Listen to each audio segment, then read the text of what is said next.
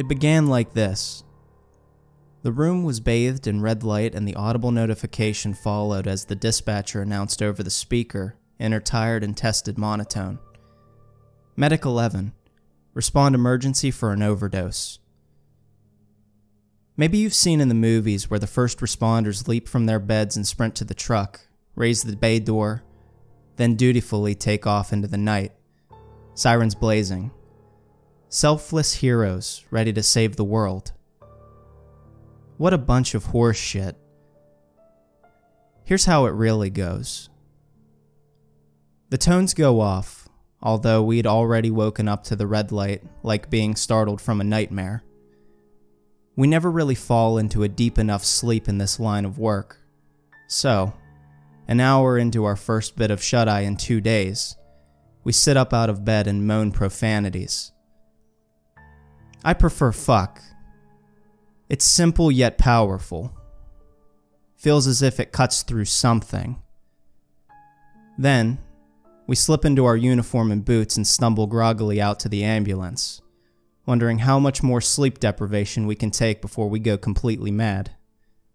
We climb into our seats, notify dispatch that we're en route, then assess the call notes along the way, all while shit-talking the soon-to-be patient who we know next to nothing about.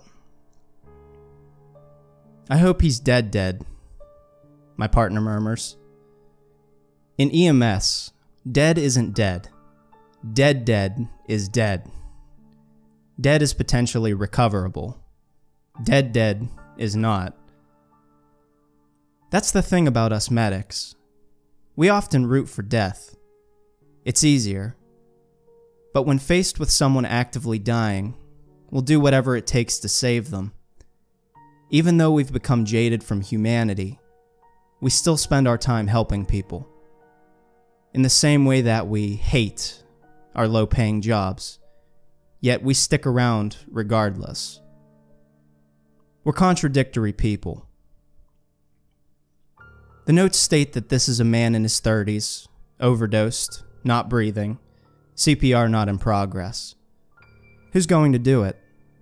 His junkie friends probably had a hard enough time operating the phone. There's a whole list of shit this patient might have overdosed on, but 9 times out of 10, it's fentanyl.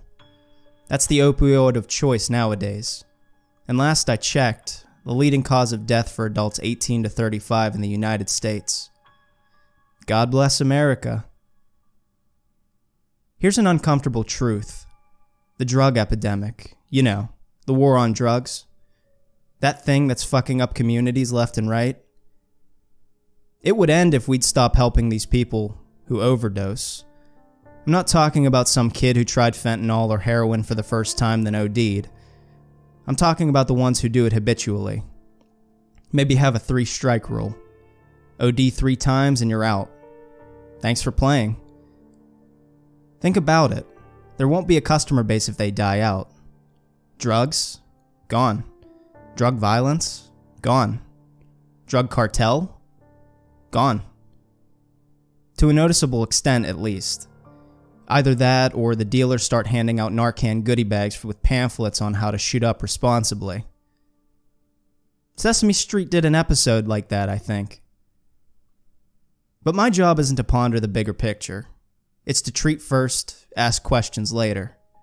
Maybe not even ask questions. Actually, you know what? It's better not to think about it. Too depressing. Anyways, the clues pointed to this being a routine overdose. The neighborhood we were responding to is rampant with fentanyl and heroin and the white trash junkies who can't get enough of it. It's a grimy, filthy place with hoarder homes and overgrown yards. Junked streets with kids running loose, lacking rules of bedtimes, trying to distract themselves as their parents wither away on opiates. The fire engine, otherwise known as an ambulance indicator, was on scene first. We pulled up behind it and parked in front of the listed address. A single-story house with dirty windows and crumpled blinds. A wide-open front door letting fresh air in and months-old funk out. And a pit bull that won't stop barking. Law enforcement shows up right after us. The street is aglow with flashing reds, yellows, and blues. an irresistible light show for the night owls. My partner and I throw our bags onto the stretcher and unload it out the back, shut the doors, and head up the driveway, weaving between three junkies who vary between concerned and numbed. One mutters, "I don't know what the fuck he took," as we pass by to the door. They never know. We could find a needle sticking out of their arm and they'd still act like it was planted there. "Oh, I don't do drugs," says the 90-pound man with track marks and scab-laden skin. "EMS," we holler as we step into the trash can that somebody calls home, lit by a single bare bulb hanging from a dusty ceiling fan. "Back here," a firefighter responds. We weave the stretcher between boxes of cereal, dog shit, ash-covered coffee tables littered with syringes, cushionless chairs, dirty clothes, and baby toys.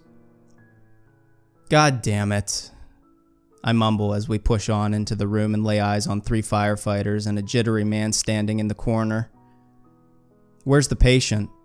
my partner asks. The firefighters point to the man shaking in the corner. "Did you Narcan him?" "No, he was awake when we got here." "Did anybody Narcan him?" "Not that we know of." I glance back at the deputy, one I've run calls with many times, and he says, "I'll go check with his friends," then leaves the room. "Sir," my partner says to the patient as he shimmies past the firefighters, "did you take any drugs?" The patient looks at him with wide eyes and giggles, and says with lightning speed, "No, I didn't take any drugs." We exchange looks with the firefighters, all thinking the same thing. Not opiates. Probably meth. Maybe crack. Maybe a cocktail of drugs, but whatever the case, he was bouncing with energy, which isn't the case with heroin or fentanyl. Spread across the bare mattress is a collection of empty syringes, spoons, a lighter, a black leather belt, and Funyuns. None of it indicates uppers. Looks like heroin, and Funyuns. "This stuff isn't yours?" I ask, pointing at the items on the bed. The patient glares at me, flicks his tongue like a snake, then quickly looks at the bed and back to me. "Well, that's not mine." "Not even the Funyuns?" The firefighters suppress a chuckle, and the patient's eyes dart to them, then back to me. "They're not mine." My partner looks over at the firefighter and smirks. "Y'all can clear." The firefighters, more than happy to get back to the station and return to bed, nod. Tell us, "See you on the next one," and exit the room. My partner sighs and turns to the stretcher and grabs the monitor so that we can check the patient's vitals. As he's doing that, I'm watching the patient tremble in the corner, and then something unbelievable happens. He flickers, like a stuttering digital image or a flame in the wind. What the? My partner looks up and asks, "What?" Nothing. Sleep deprivation. It has to be, I thought.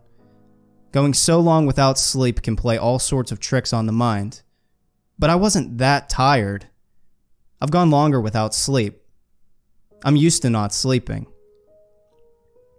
My partner wraps the blood pressure cuff around the patient's bicep, an arm so thin he had to use the pediatric cuff, and places the pulse oximeter on the patient's index finger. I open up the laptop to start getting information: name, date of birth, medical history, medications, and allergies. I ask the first one, and the patient says, "It doesn't matter." I look up. "Yes, it does." He giggles. They're gone, and soon I'll be gone too. I take my hands off the laptop. "What are you talking about?" The monitor begins to alarm. His blood pressure reads 200 over 200.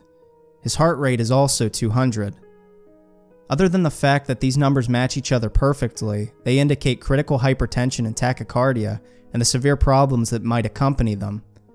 But the diastolic pressure, the bottom number, is the highest I've ever seen it. This patient shouldn't have been standing, let alone speaking. My partner and I exchange looks of, "Oh, fuck." "Sir, we need you to take a seat over here," my partner says as he quickly lowers the stretcher and side rail. The patient looks nervously between the two of us and says, "It doesn't matter. We need to hurry up and get you in the truck. You're in bad shape." The patient giggles, which then erupts into laughter. A pained laugh that brings with it tears and an expression of panic. My partner reaches out and grabs him, and I hurry around the stretcher to join. I hold onto an arm and the monitor, and then the patient stops laughing, and his voice shakes as he mutters, "It's time." In an instant, the patient vanishes into thin air.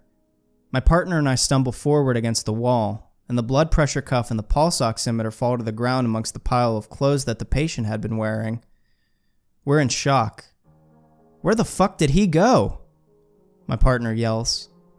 We jump to our feet and hurry out of the room, colliding with the deputy. "Whoa," he says. "What's wrong?" "He vanished." "He left?" "He disappeared into thin fucking air," I shout. The deputy furrows his brow, places his hand on his pistol holstered to his hip, and pushes around us to the bedroom. A moment later, the deputy returns, gaping at us. How the fuck? We don't know how. But what we do know is that the man who vanished that night is missing, along with his girlfriend and baby. Was it a drug? What drug makes people vanish? Maybe it was an illusion. But that doesn't make sense either.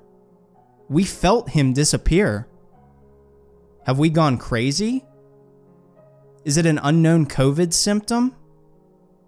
Is it magic? What the fuck happened to my patient?